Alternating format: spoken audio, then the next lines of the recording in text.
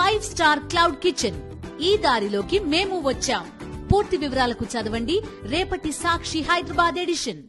తెలంగాణ రాజకీయాలు రోజుకో మలుపు తిరుగుతున్నాయి. అధికార ప్రతిపక్ష పార్టీల మధ్య పచ్చగడ్డేస్తే భగ్గుమనే పరిస్థితి నెలకొంది. మూసీ నుంచి మొదలుకొని అమృత్ పథకం టెండర్ల విషయంలో అధికార కాంగ్రెస్ పై బీఆర్ఎస్ ఆరోపణలు గుప్పిస్తోంది. ఈ క్రమంలోనే ఢిల్లీ వెళ్లిన బీఆర్ఎస్ వర్కింగ్ ప్రెసిడెంట్ కేటీఆర్ అమృత్ స్కీమ్పై ఫిర్యాదు చేయడం చర్చనీయాంశంగా మారింది. సోమవారం సాయంత్రం ఢిల్లీ వెళ్లిన కేటీఆర్ తాను ఇప్పుడే ఢిల్లీలో ల్యాండ్ అయ్యానని, అప్పుడే వణికిపోతే అలా అంటూ ట్వీట్ చేశారు. ఆ తర్వాత ఢిల్లీలో కేంద్ర పట్టణాభివృద్ధి శాఖ మంత్రి మనోహర్ లాల్ ఖట్టర్ను కలిసి అమృత్ పథకంపై ఫిర్యాదు చేశారు. ఈ స్కీమ్లో అవకతవకలు జరిగాయని సీఎం రేవంత్ రెడ్డి బావమరిది సృజన్ రెడ్డి కంపెనీకి 1137 కోట్ల టెండర్లు అప్పగించారని కంప్లైంట్ ఇచ్చారు. అనుభవం, ఆర్థిక బలం లేని కంపెనీకి అప్పగించిన టెండర్స్ను వెంటనే రద్దు చేయాలని కోరారు కేటీఆర్.